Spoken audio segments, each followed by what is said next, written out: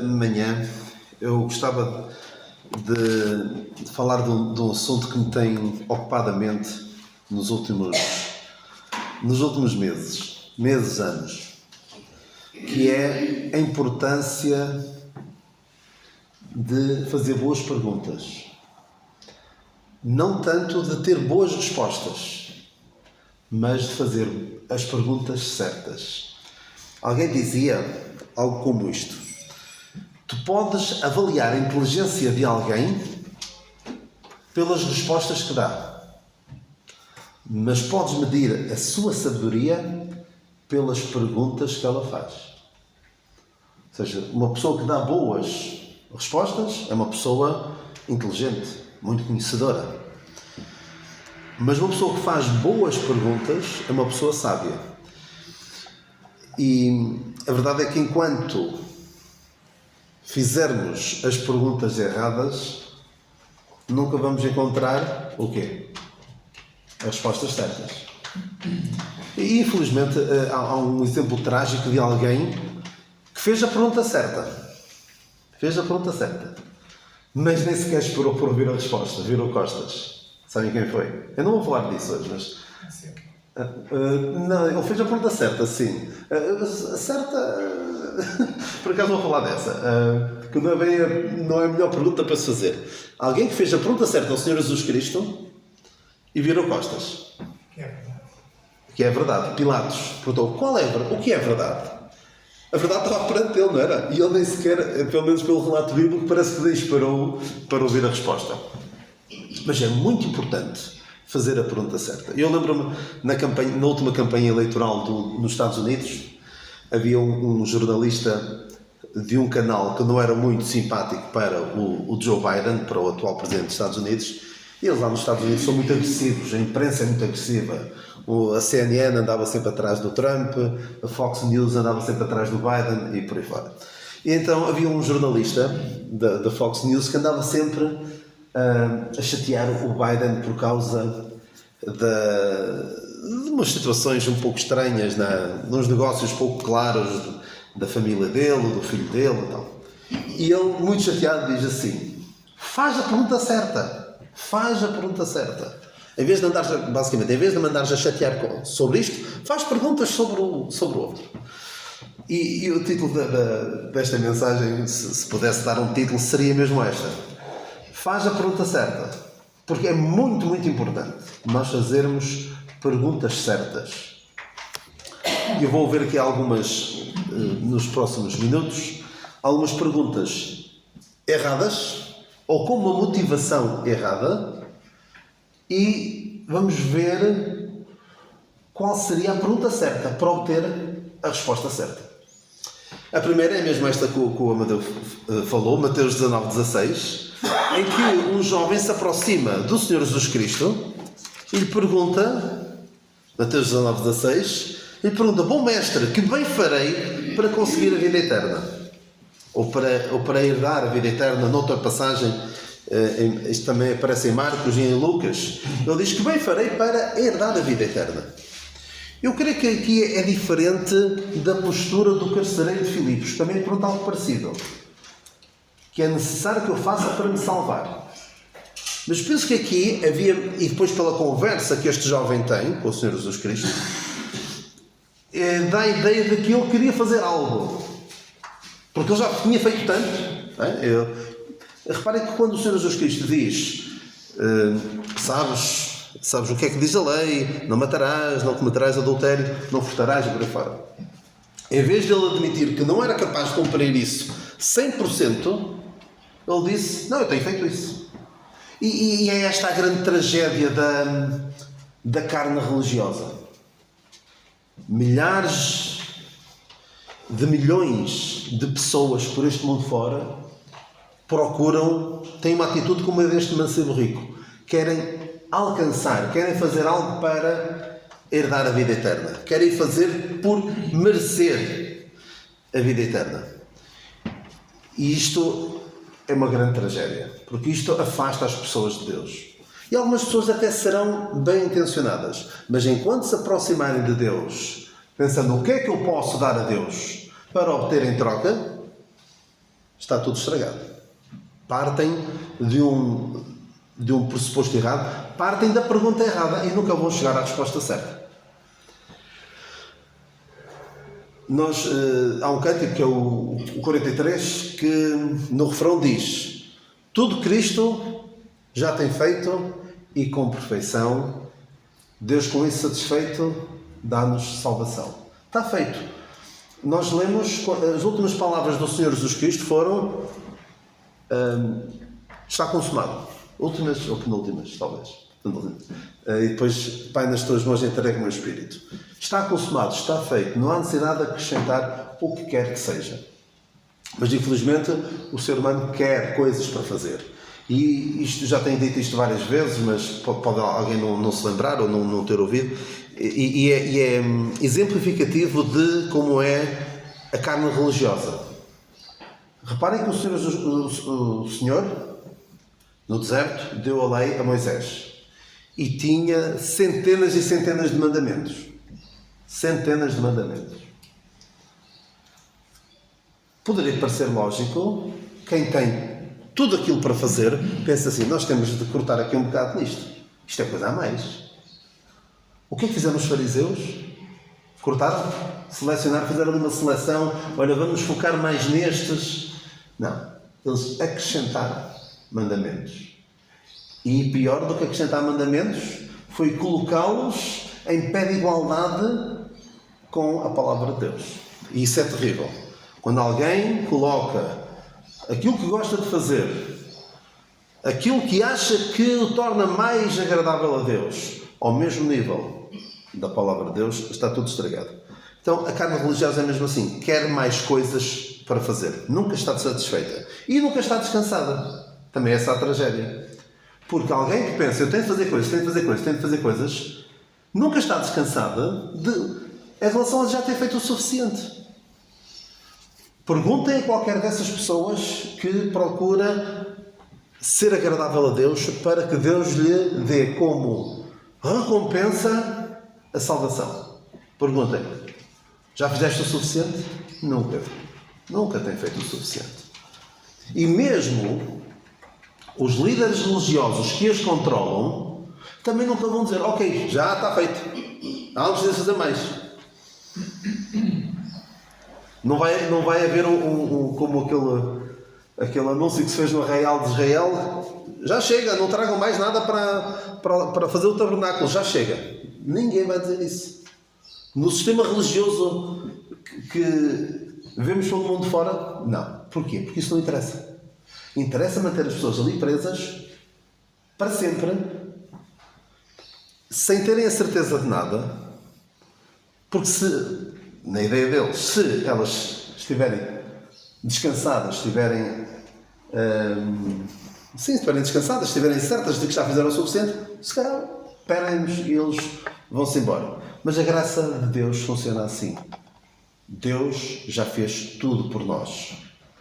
Não há necessidade de nós fazermos algo mais. Para merecer. Há até uma história que se conta de alguém que chegou perto de um pregador. Já não sei bem como é que foi. A história, não conheço muito bem a história, mas lembro-me do fundamental. Que foi, alguém chegou à beira de um pregador, de um pastor, e disse: que é necessário que eu faça para me salvar? E ele, claro que ele tinha tempo para explicar esta resposta que deu, que vai dar, mas, claro, se não tivesse tempo, claro que dava-lhe a resposta bíblica, né? E ele disse: olha, o que é necessário que eu faça para me salvar? Ele disse: olha, tarde demais.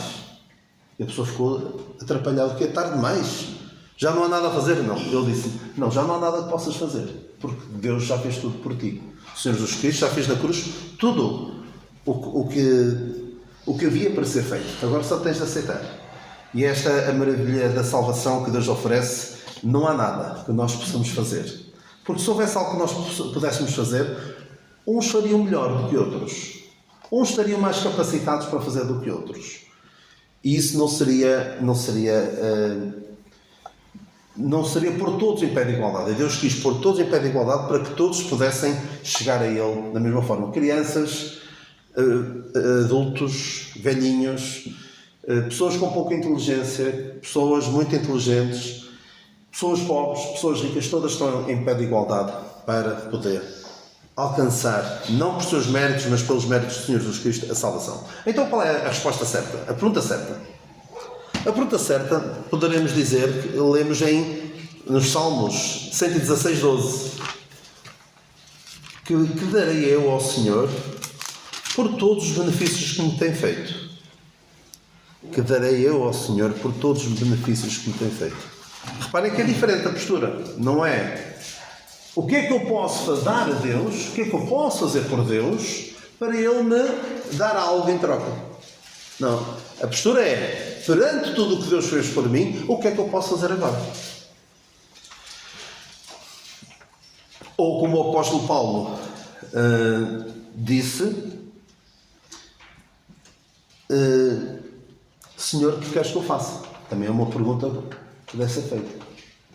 Em vez de que bem farei para herdar a vida eterna, é que darei eu ao Senhor agora, por todos os benefícios que me tem feito. Ou, outra pergunta certa é a que o apóstolo Paulo fez. Senhor, o que queres que eu faça? Agora que estou salvo, Senhor, o que é que eu devo fazer?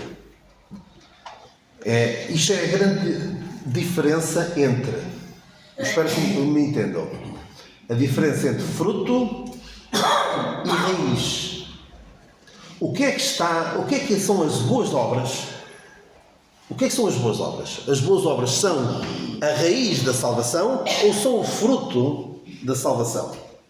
É o que está na base da salvação, ou seja, o que dá origem à salvação, ou é o resultado de sermos salvos?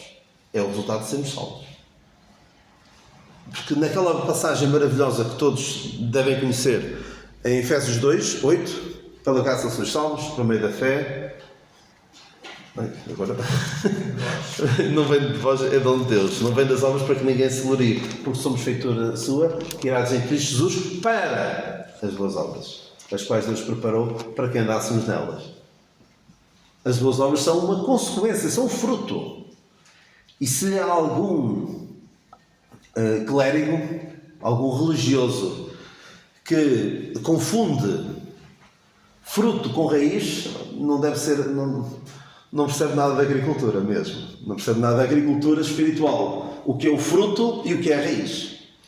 Infelizmente, muita gente, por vezes até na forma como expõe a palavra de Deus, parece que confundem uma coisa com outra. E não pode haver confusão. Não pode haver dúvida. Não há nada que nós possamos fazer para sermos salvos. Mas é natural que haja algo. Portanto, em vez de perguntar o que é que eu posso fazer, no sentido de o que é que eu posso, que obra, porque ele diz aqui que bem farei, que boas obras é que eu posso fazer para herdar a vida eterna. Isso é uma pergunta que nunca vai dar a resposta, com esta pergunta nunca vais obter a resposta certa. Outra pergunta que eu quero fazer.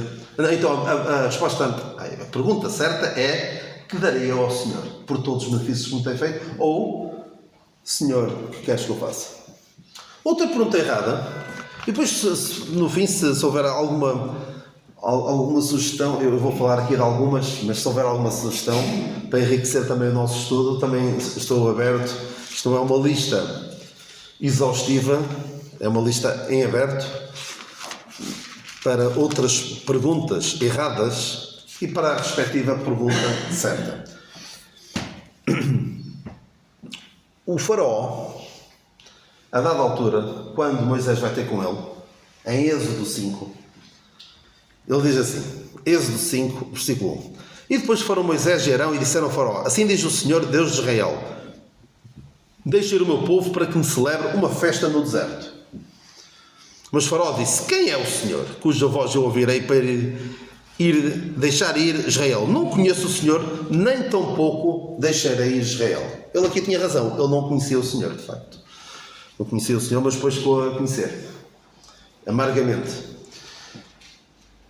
A pergunta errada é: quem é o Senhor? Mas quem é Deus? Isto é uma postura de altivez que nós vemos por esse mundo fora. Pessoas que como que se virando para Deus. Mas quem é Deus? Quem é Deus para dizer o que é que eu devo fazer? Quem é Deus para dizer como é que eu devo viver? As pessoas não querem isso. Não querem Deus fora das suas vidas. Faz-me lembrar o Salmo 2, que nós vemos ali a revolta das nações contra o Senhor. Diz assim: porque se amotinam as gentes e os povos imaginam coisas vãs, os reis da terra se levantam e os príncipes juntos se mancomunam contra o Senhor e contra o seu ungido, dizendo: rompamos as suas ataduras. Ou seja, não queremos que ele, como diz naquela parábola que o Senhor conta, não queremos que este reine sobre nós. Rompamos as suas ataduras e sacudamos nós as suas cordas. Mas aquele que habita nos céus se rirá, o Senhor zombará deles, então lhes falará na sua ira e no seu furor os confundirá. É este o futuro, é este o destino daqueles que se revoltam contra Deus. Não querem Deus. Ou como diz o salmista, diz honesto no seu coração: não Deus. Ou não há Deus.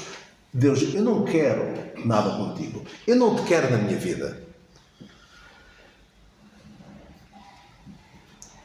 E isto é uma atitude, esta atitude do rei do Egito, de Faraó, é aquela atitude que nós lemos em Provérbios, muitos conhecem, 16:18. A soberba precede a ruína e a altivez do espírito precede a queda.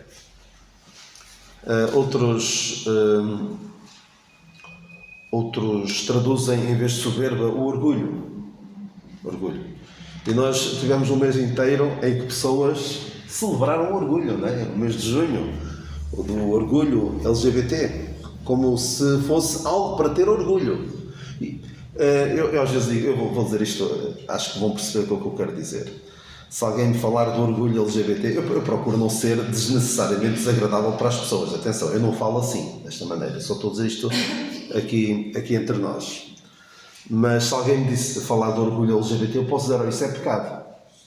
Se as pessoas me chamarem de homofóbico ou de quê, eu poderei dizer: sim, a Bíblia diz que o orgulho é pecado. E é pecado, ou seja, é uma mistura de coisas com as quais Deus não se agrada. O orgulho e depois toda aquela agenda que nós conhecemos e que é contrária à palavra de Deus. Apesar de nós devermos amar essas pessoas, porque o Senhor também as ama, apesar de não aprovar os seus atos. Ora bem, então a pergunta errada é, de facto, quem é o Senhor? Mas quem é Deus? Mas quem é Deus para mandar na minha vida? Qual é a pergunta certa? Em vez de dizer quem é Deus, qual é a pergunta certa? Qual é a pergunta certa? Em vez de dizer quem é Deus, quem é? Direito, Senhor, Ele é o meu Deus. Está bem. Não, mas boa pergunta. Então vamos lá. Salmos 8.4. Salmos 8.4. Podemos ler a partir do versículo 3. Ou a partir do versículo 1. Ó Senhor, Senhor nosso, quão admirável é o teu nome em toda a terra, pois puseste a tua glória sobre os céus. Da boca das crianças e dos que mamam, tu suscitaste força, por causa dos teus adversários, para fazer escalar o inimigo e vingativo. Quando vejo os teus céus, obra dos teus dedos, a lua e as estrelas que preparaste, quem é o homem? Que é o homem mortal para que te lembres dele, e o filho do homem para que o visites? Mas que é o homem? Nós, quando olhamos para toda a criação de Deus, percebemos o quão pequenos nós somos. E provavelmente já viram, há vídeos muito interessantes a ilustrar o tamanho de uma pequena localidade em comparação com o planeta Terra, depois do planeta Terra em comparação com o Sistema Solar, do Sistema Solar em comparação com a Via Láctea. E nós somos um grão de pó no meio do universo. E somos de facto muito pequenos. E devemos ter noção de quão pequenos somos. É o homem que deve pensar: mas quem sou eu? Como dizia o Mefibosete, o que é que dizia Mefibosete? Não poderia ter dito aquele coxo que era neto de Saul e que pensava que estava condenado à morte. E quando David o chamou, se fosse a ter a mesma postura que muitos têm hoje, diria: mas quem é David? Eu é que sou da linhagem real. Quem és tu? Mas qual foi a postura dele? Quem sou eu? Para que o rei olhe para um cão morto como eu. É esta a atitude que o homem deve ter. Reparem que o homem, perante a situação de Mefibosete, é como aquela pessoa que olha para o rei David e, em vez de olhar para ele na sua majestade e que se dignou a descer e olhar para mim, olha para ele e diz: mas quem és tu? Eu é que sou o rei. Eu sou descendente do rei Saul. Tu és um usurpador. E é assim que o homem age. A atitude certa é a atitude de Mefibosete. Quem sou eu para que o rei olhe para um cão morto? E um cão é a coisa mais repugnante, ou das coisas mais repugnantes. Os cães e os porcos são das coisas mais repugnantes na sociedade judaica. Nós hoje olhamos para comemos porco e damos-nos super bem com os cães, não é? Mas naquele tempo era a coisa mais vil, não é? Mas atenção, pensa não estou errado, Amadeu. Melhor é o cão vivo do que o leão morto, não há um provérbio assim?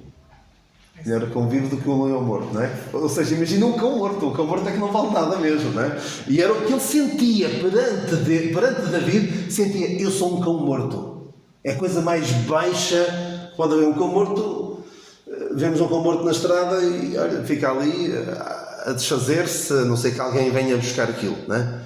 Não vale nada. E esta é a postura que nós devemos ter para com Deus. Nunca deve ser a nossa postura, até quando expomos o Evangelho. Por vezes, às vezes há uma expressão que eu não gosto nada. Às vezes passa esta ideia de dar uma chance para Jesus. Como se Jesus precisasse de nós para alguma coisa. Como se nós, ao querermos do Senhor Jesus Cristo, estivéssemos a fazer-lhe um favor. Não. Aqui tem de ficar bem claro. Quem está na posição de sujeição, de necessidade extrema, é o homem. Não é Deus. Deus, eu quero-te tanto, por favor. Claro que Deus quer que todos os homens se salvem. Mas quem deve perceber a sua extrema e iminente necessidade é o homem. E nunca devemos pensar de outra forma. Não é quem é Deus, mas sim quem é o homem. Imagina outras duas perguntas que eu posso fazer. Ainda há bocado falei do apóstolo Paulo, que disse: Senhor, queres que eu faça? Não é? Ele também fez uma pergunta antes desta. Qual foi? Quem és, Senhor? Em vez de perguntar quem é o Senhor, quem é Deus, é quem és, Senhor? Eu quero conhecer-te. Eu quero saber o que é que tu pretendes para a minha vida. É esta a atitude certa.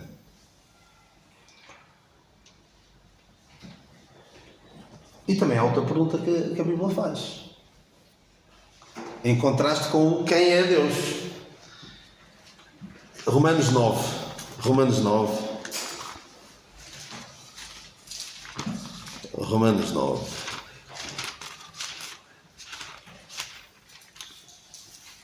Romanos 9, 20. Mas, ó homem, quem és tu? Quem és tu, ó homem? Que a Deus duplicas? Porventura a coisa formada dirá ao que o formou: por que me fizeste assim? Mas quem és tu para estar a pôr em causa o que Deus diz, o que Deus faz? Não tem o oleiro poder sobre o barro, para da mesma massa fazer um vaso para honra e outro para desonra? E na passagem de Isaías que ele está aqui a citar, diz: é um caco, o homem é um caco entre outros cacos. Mas quem é o homem? O homem é um ser que basta Deus dizer assim, olha, acabou o teu tempo. E acabou. É quase como ali num computador, eu clico neste fecheiro, neste, e apago, e vai, ali por acaso vai para a reciclagem, mas no caso do homem, apagou-se. E passa para a eternidade.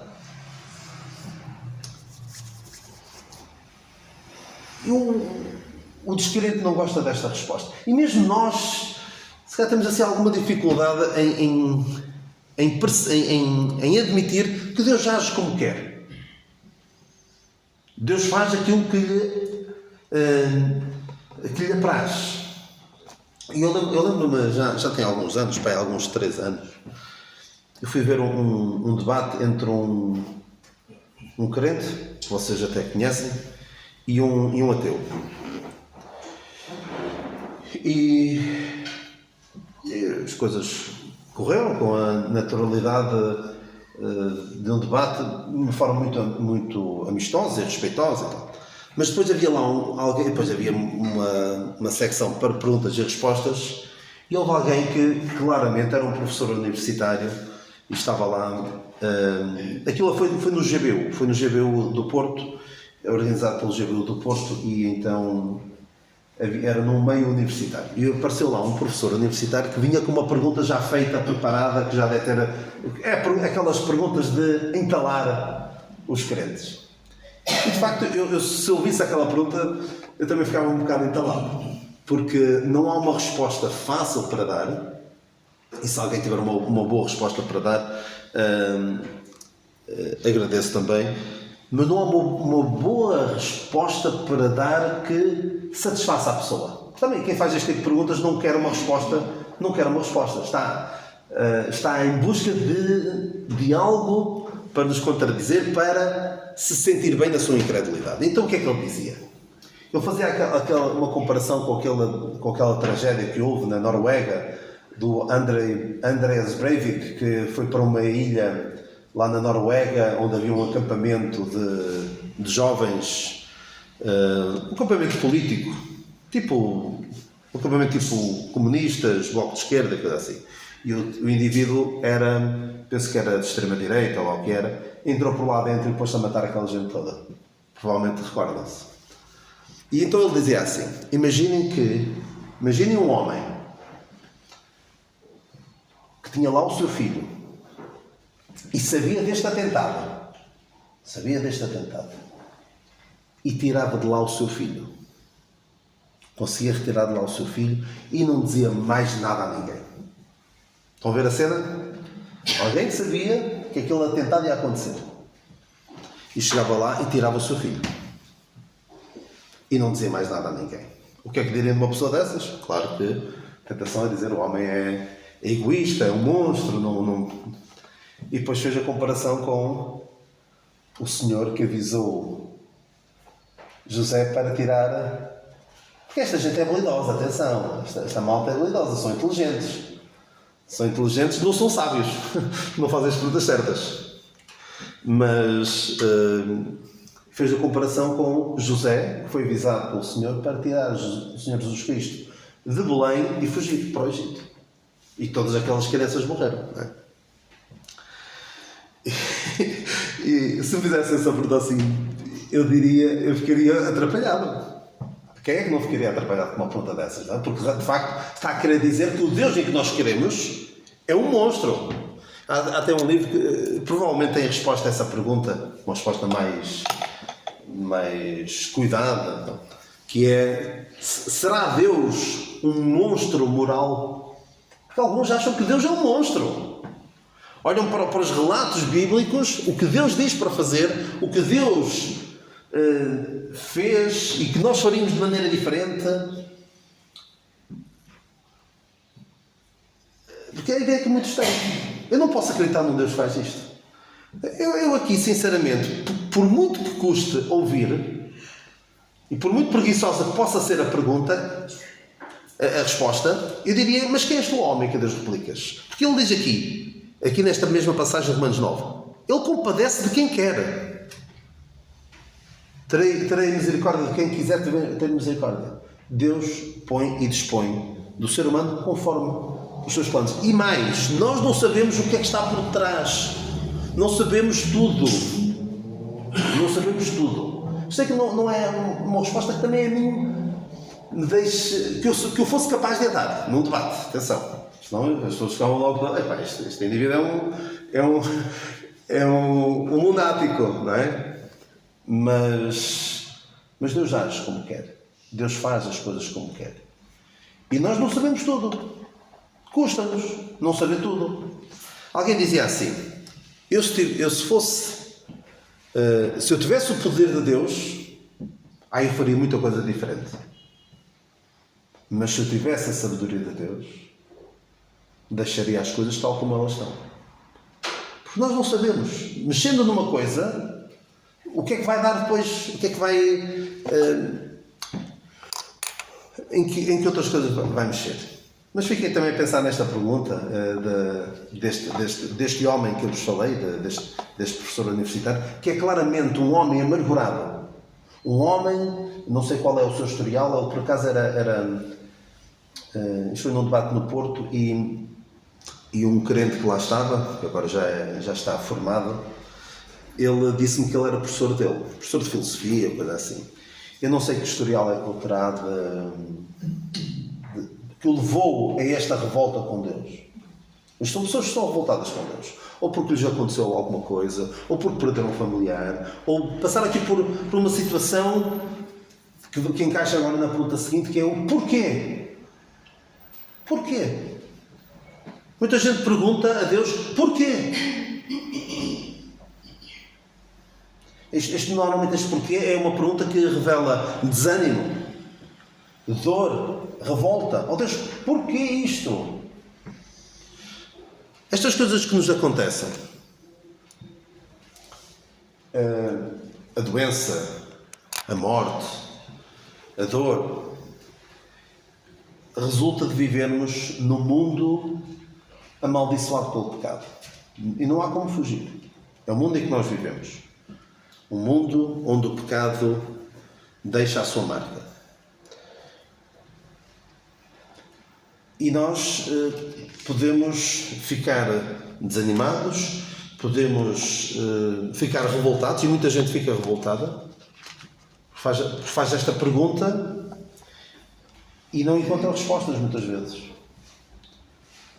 Muitas vezes também não quer encontrar as respostas, quer um escape, quer fugir de Deus, quer afastar-se de Deus. Mas a pergunta certa deve ser ao Senhor, para quê? Que é diferente. Para onde é que eu vou com isto? O que é que eu posso fazer com esta situação que eu não posso controlar? Esta situação não posso controlar. Eu não posso fazer nada para mudar o estado em que estou, mas posso mudar a forma como vou agir. O que é que eu vou fazer com isto? Porque, como se costuma dizer, a nossa vida é 10% daquilo que nos acontece e 90% a forma como a gente reage perante aquilo que nos acontece. E nós sabemos, à luz da palavra de Deus, sabemos, mas não percebemos, muitas vezes. Não percebemos porque não é fácil. Não percebemos não é no sentido de não temos entendimento para isso. Na hora não percebemos como é que isto acontece. Mas Romanos 8:28 diz, todas as coisas, sabemos. Podemos não sentir. Sabemos que todas as coisas contribuem juntamente para o bem daqueles que amam a Deus, daqueles que são chamados por seu decreto. E podemos nós pensar, podem vocês pensar, e com razão, Daniel, tu não sabes aquilo que eu estou aqui a passar, não sabes a situação difícil pela qual que eu estou a viver. Não sei não, mas sei o que é que a palavra de Deus diz. E sei que a pessoa que escreveu isto estava numa situação que, muito provavelmente, pior do que qualquer um de nós passa. Este homem vivia sistematicamente com um espinho na carne. Não sabemos o que era, mas que para um homem como ele, que não era de se preocupar muito com o seu estado físico, orou 3 vezes ao Senhor para que aquilo se desviasse dele. Porque era algo que o incomodava grandemente. Um homem que morreu sozinho na prisão. Um homem que, quase sozinho, só Lucas está comigo, disse ele. mas abandonado por todos, sem saúde, sem dinheiro, ele dizia isto. Portanto, não se virem contra mim. O apóstolo Paulo é que diz. Devemos pensar, o que é que eu posso fazer com isto agora? Eu posso virar-me para o Senhor, buscar nele a consolação. E o apóstolo Paulo, o mesmo apóstolo Paulo diz, bendito seja o Deus e Pai, em 2 Coríntios 1, bendito seja o Deus e Pai de nosso Senhor Jesus Cristo, o Pai das misericórdias e o Deus de toda a consolação, que nos consola em toda a tribulação. Ele consola-nos em toda a tribulação. É nele que nós podemos encontrar conforto. Para que também possamos consolar os que estiverem em alguma tribulação, com a consolação que nós mesmos somos consolados de Deus. Podemos usar a consolação que Deus nos dá para também consolarmos outros. Não é no sentido de eu também já passei por isso. Não, isso também não é grande consolação. É o Senhor, o Deus de toda a consolação, Ele confortou-me. Eu virei para Ele e encontrei respostas para as minhas dificuldades nele. E podemos aconselhar o mesmo aos outros, consolar os outros. Há também uma pergunta que por vezes as pessoas fazem erradamente, mas antes disso, Filipenses 4, não estejais inquietos por coisa alguma, antes as vossas petições sejam em tudo conhecidas diante de Deus pela oração e súplicas com ação de graças. E a paz de Deus, que excede todo o entendimento, guardará os vossos corações e os vossos sentimentos em Cristo Jesus. É perante as dificuldades virar-nos para o Senhor. E Ele promete, não promete cura, não promete que vai ficar tudo bem, de acordo com aquilo que nós gostaríamos, mas sim promete a sua paz, a paz de Deus que excede todo o entendimento, ou seja, vai para além daquilo que a gente consegue perceber e entender. Por isso é que eu dizia há bocadinho que nós não percebemos, mas sabemos todas as coisas contribuem, podemos não perceber como, mas sabemos. Há outra pergunta que muitas vezes as pessoas fazem, que é: porquê é que coisas más acontecem em pessoas boas? Nunca ouviram isso? Porquê é que coisas más acontecem em pessoas boas? A pergunta certa devia ser mais. As palavras são as mesmas, mas é a ordem troca. Qual devia ser a pergunta? Porquê é que acontecem coisas boas a pessoas más? Porquê é que, apesar de todo o mal que nós fazemos, primeiro, pessoas boas não há, ok? Mas podem acontecer coisas boas a pessoas más como nós. Aquilo que Deus nos dá, a salvação que Deus nos dá e tudo o que vem como consequência da salvação que Deus nos dá, é muito mais do que aquilo que nós merecemos. São coisas boas. É um exemplo, claro, o exemplo perfeito de acontecerem coisas boas a pessoas más. Pessoas que não merecem. E nós sabemos, podemos não sentir, podemos não sentir no momento, podemos não perceber como é que isso está a acontecer, mas sabemos que somos abençoados com todas as bênçãos nos lugares celestiais. Efésios 1:3. E também sabemos que, lá está, sabemos. E é aqui que é difícil. Eu sei que é difícil. Nós sabemos, mas depois na prática é difícil. Portanto, nós precisamos estar bem arraigados na palavra de Deus para sabermos. Se não estivermos arraigados na palavra de Deus, é só sentimento. Eu não sinto isto. Eu não sinto que o Senhor me ama. Mas se estivermos arraigados na palavra de Deus, sabemos que o Senhor nos ama. Uma outra pergunta errada que as pessoas fazem é: porquê eu? Porquê a mim? Porquê é que isto me aconteceu? Eu lembro-me de uma história, lá está, uma história que já li há muito tempo e não sei ao certo o contexto, posso não estar a contá-la exatamente como o li, porque já foi há bastante tempo. Então alguém dizia assim: um crente recém-convertido converteu-se através de um crente, e a dada altura, pouco tempo depois, este crente mais experiente ouviu este recém-convertido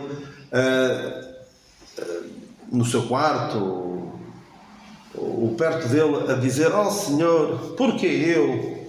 Como é que isto me foi acontecer?" E este crente, mais experiente, pensou: "Olha, este está a passar por alguma dificuldade, por alguma tribulação e não está a saber lidar bem." É natural, não é? Porque por muitas vezes as pessoas, quando se convertem, têm uma ideia de que agora vai ser tudo maravilha, um mar de rosas, e nós sabemos, quem conhece bem a palavra de Deus sabe que não é isso que nos espera. Se nós esperamos uma vida sem qualquer problema, é porque não andamos a ler a Bíblia, não compreendemos o que é que Deus tem para nós. Então ele abeirou-se deste recém-convertido e disse: "Então o que é que se passa? Algum problema?" Disse: Não há nenhum problema. Eu estou a ler a palavra de Deus e começo a perceber tudo aquilo que eu tenho. Todas as bênçãos espirituais dos lugares celestiais. E depois descreve todas aquelas bênçãos que nós temos e que podemos não sentir quando dói uma unha do pé, ou quando dói aqui do lado, ou quando isto ou aquilo. Parece que não, nenhuma das bênçãos espirituais nos valem nesse momento, não é?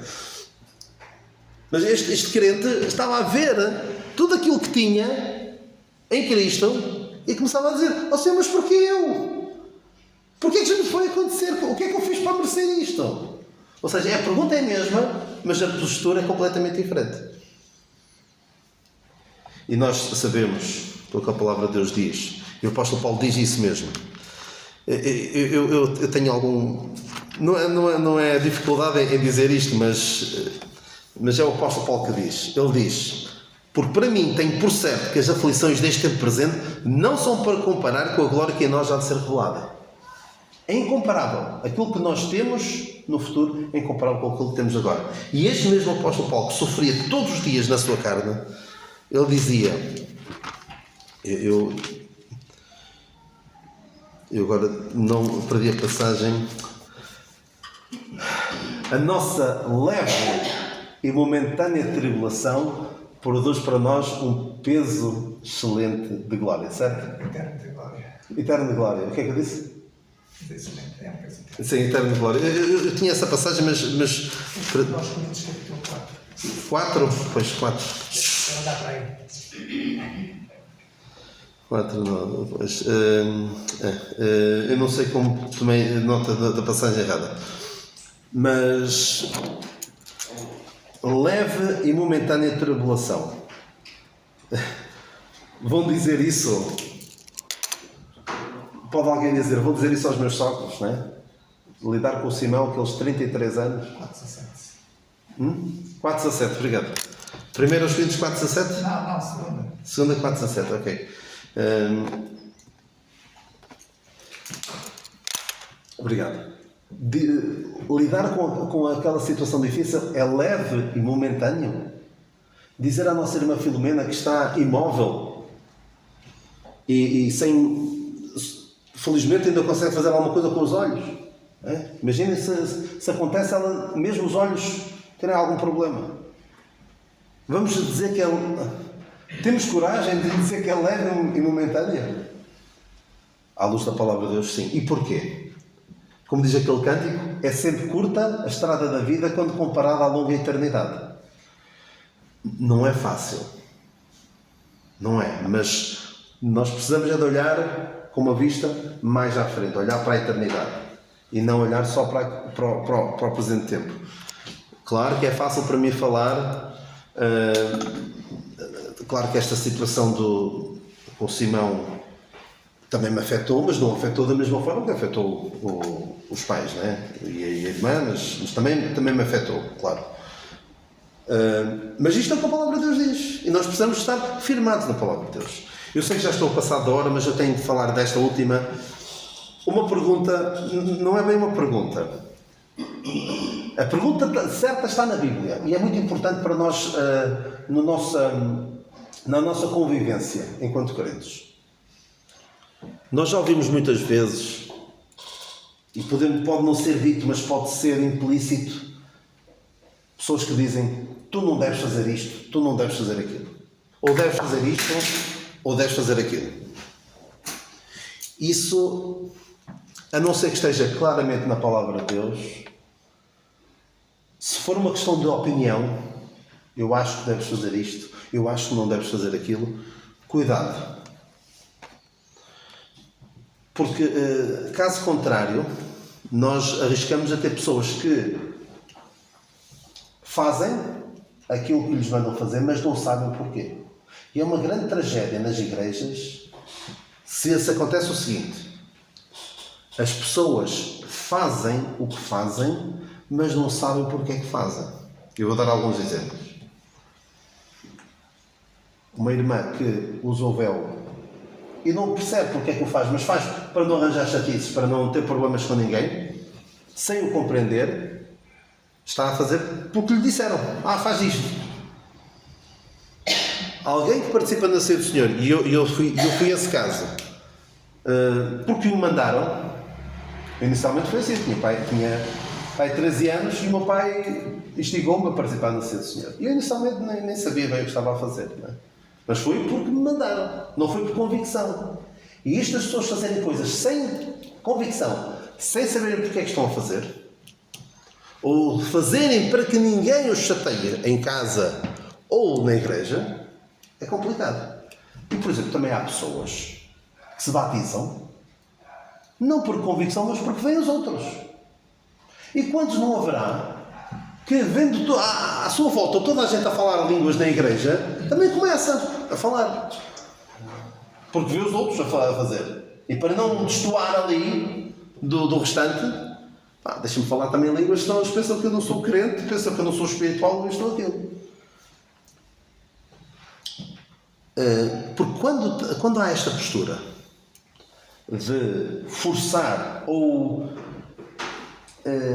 coagir as pessoas a fazer uma certa coisa, nós vamos ter muito provavelmente um de dois resultados. Ou vamos ter pessoas hipócritas que fazem para agradar aos outros, fazem para parecer bem, para que ninguém os chateie, ou vamos ter mais tarde pessoas que se revoltam. Pessoas: olha, eu não quero nada disto, isto é tudo uma fantochada, eu não quero nada disto. Porquê? Porque sempre se habituaram a seguir regras, sem as compreender. E nós precisamos de um cristianismo inteligente e não de impulsos ou de emoções. Qual é, mais do que dizer não faças isto, ou não faças aquilo, ou faz isto, ou faz aquilo, a pergunta certa está na palavra de Deus. E infelizmente nunca foi feita por uma determinada pessoa. Esta pergunta é difícil. Não é? Quem foi o pai, o rei, que teve um filho rebelde? Um rei de Israel que teve um filho rebelde. E o filho revoltou-se contra ele, quando ele já era velho, e lhe diz a palavra de Deus que o seu pai nunca o tinha contrariado. Quem foi? Não foi foi o David, mas não foi o Absalão. Era essa a resposta que eu queria. Foi o Adonias. O Adonias, que era irmão dele. Que já quando David estava praticamente com o pé e meio para a cova, ele revoltou-se contra o pai. O Absalão também tinha revoltado, mas diz assim, primeiro livro dos Reis 1:6: e nunca seu pai o tinha contrariado, dizendo: por que fizeste assim? Por que fizeste assim? É uma grande tragédia quando duas coisas são uma tragédia, que é quando as pessoas, em vez de as pessoas nunca contrariam os seus filhos, nunca tentam mostrar o caminho certo, nunca perguntam, que isto é uma pergunta muito interessante que deve ser feita: porquê é que estás a fazer assim? Mais do que não faças, porquê é que fazes isto? Porquê? Porque isto evidencia preocupação, interesse. Mostra que a pessoa não está meramente interessada em que o outro se comporte bem, mas está interessado em que ele reflita sobre as suas ações. Claro que é muito mais fácil dizer, não faças isto, não faças aquilo, dar regras. É muito mais fácil dar regras do que tentar compreender a pessoa. Isto para os pais estou a falar, mas é muito mais fácil dizer, não faças isto, não faças aquilo. Mas é muito importante nós perguntarmos à pessoa, porquê é que estás a agir desta maneira? Porque leva a outra pessoa a refletir. E é triste quando as pessoas, até na igreja, dizem deves fazer assim ou deves fazer assim. E não, porquê é que fizeste isto? Porque se vocês fizerem uma determinada coisa, aconteceu-me isso há uns tempos. Eu fiz uma determinada coisa que sei que fiz bem, tenho a certeza de que fiz bem, e alguém censurou-me por causa de ter feito isso. Qual foi a minha postura logo? Mas porquê? Porquê é que me estás porquê censurar-me? Se a pessoa me perguntasse, mas explica lá, porquê é que fizeste isso? Teria um efeito pedagógico muito melhor. Porque quando alguém pergunta, diz assim, não devias ter feito isto, qual é a nossa reação logo? É levantar a guarda. É dizer, é lá, o que é que me estás a falar assim?